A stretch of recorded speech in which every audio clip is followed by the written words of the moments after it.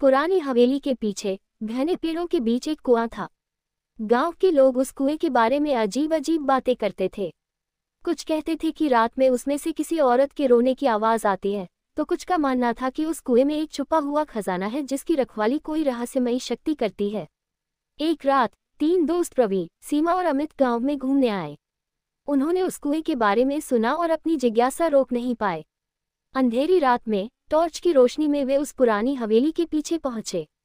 कुएं के पास पहुंचते ही उन्हें एक अजीब सी ठंडक महसूस हुई। हवा बिल्कुल शांत थी, लेकिन पेड़ों की पत्तियां सरसराने की आवाज आ रही थी, जैसे कोई उनके आसपास घूम रहा हो। रवि थोड़ा डर गया, लेकिन सीमा और अमित हिम्मत दिखा रहे थे। उन्होंने कुएं के अंदर झांकने की कोशिश की, लेकिन अंधेरा इतना गहरा था कि कुछ भी दिखाई नहीं दे रहा था। अचानक उन्हें नीचे से एक धीमी सी सिसकी सुनाई दी। तीनों दोस्त डर गए और एक दूसरे का हाथ पकड़ लिया। सिसकी धीरे धीरे तेज होती गई, जैसे कोई बहुत दर्द में हो। अमित ने हिम्मत करके अपनी टॉर्च कुएं के अंदर डाली। रोशनी की किरणें नीचे तक गईं, लेकिन वहां कोई नहीं था। सिर्फ पानी की सतह चमक रही थी। तभी पानी की सतह पर एक धुंधला सा चेहरा दिखाई दिया। वह एक औरत का चेहरा था, जिसकी आंखें बंद थीं और चेहरे पर दुख का भाव था। तीनों दोस्त डर के मारे पीछे हट गए।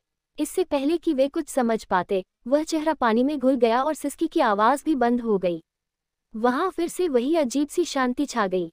रवि, सीमा और अमित तुरंत वहां से भाग खड़े हुए। उन्होंने गांव में जाकर लोगों को ये बात बताई, लेकिन किसी ने उनकी बात पर विश्वास नहीं किया।